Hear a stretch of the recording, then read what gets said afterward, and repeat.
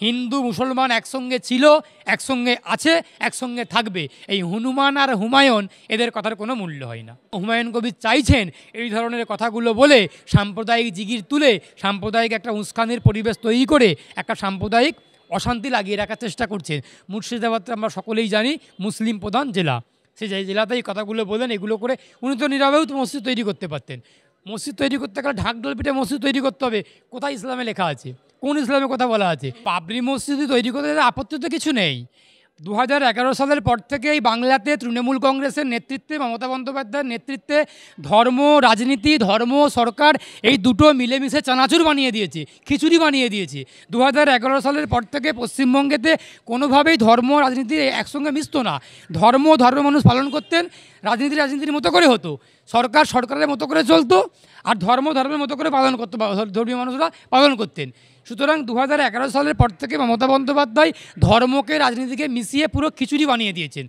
হুমায়ুন কবির যেহেতু মসজিদ তৈরি করে বলেছেন বাবরি মসজিদ তৈরি করবেন, খুব ভালো কথা।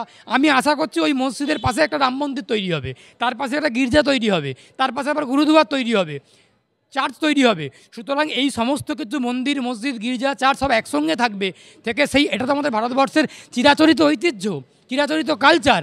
আসলে সরকারের টাকা নিয়ে, সরকারের তহবিল থেকে আমার তোমার আমাদের সকলের ট্যাক্সের টাকা নিয়ে মমতা বন্দ্যোপাধ্যায় দীঘাতে জগন্নাথ মন্দির তৈরি করছে।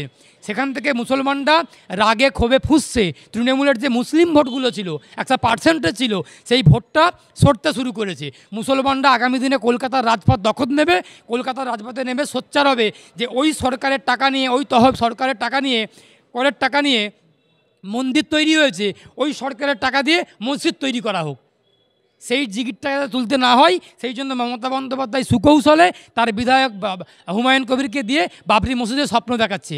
বাবরি মসজিদ হোক, যে কোনো মসজিদ হোক, হুমায়ুন মসজিদ হোক, জাহাঙ্গীর মসজিদ হোক, যে কোনো মসজিদ হোক না কেন, মসজিদ হতেই পারে। সেই মসজিদে যদি সরকারের টাকাতে হয়, আর মন্দির যদি সরকারের টাকাতে হয়, সেটা সংবিধানকে পুরোপুরিভাবে ধর্ষণ করা, সংবিধানের মৌলিক নীতিকে আঘাত করা, সংবিধানের সমস্ত কিছু যে আদর্শ তাকে লঙ্ঘন করা। সুতরাং ব্যক্তির টাকা নিয়ে, কোনো সংস্থার টাকা নিয়ে মন্দির মসজিদ যে কোনো হতে পারে, সরকারের টাকা নিয়ে হবে, এটা অপ্রত্যাশিত, এটা কাঙ্ক্ষিত না। সুতরাং মমতা বন্দ্যোপাধ্যায়ের শেখানো, মমতা বন্দ্যোপাধ্যায়ের পরিকল্পনা মাফিক হুমায়ুন কবির এই কাণ্ডগুলো করছেন, বলছেন। মসজিদ তৈরি করার থাকলে উনি মসজিদ তৈরি করতেই পারেন। এত ঢাকঢোল পিঠে ফলাও করে করে মসজিদ তৈরি করার কোনো যুক্তি হয় না। একসময় শুনেছিলাম পুরীর জগন্নাথ মন্দিরে মমতা বন্দ্যোপাধ্যায়কে বিতাড়িত করেছিলেন, শুনেছিলাম, শোনা কথা, যদিও শোনা কথা সেরকম ভিত্তি থাকে না, আমি শোনা কথাটাই বলছি। মমতা বন্দ্যোপাধ্যায়কে পুরীতে নাকি ঢুকতে নিয়েছিলেন না। সেই রাগ, সেই ক্ষোভ, সেই অভিমান থেকে উনি আমার তোমার আমাদের করের টাকা নিয়ে পুরীতে, এই দীঘাতে জগন্নাথ মন্দির তৈরি করছেন। আগামী দিন হয়তো ওই জগন্নাথ মন্দিরেতেও ওনাকে ঢুকতে নেবেন না। করুক ভাই। এই মন্দির আর মসজিদ নিয়ে বেশি কিছু মন্তব্য করছি না অরবিন্দু, আর বেশি কিছু বলছি না।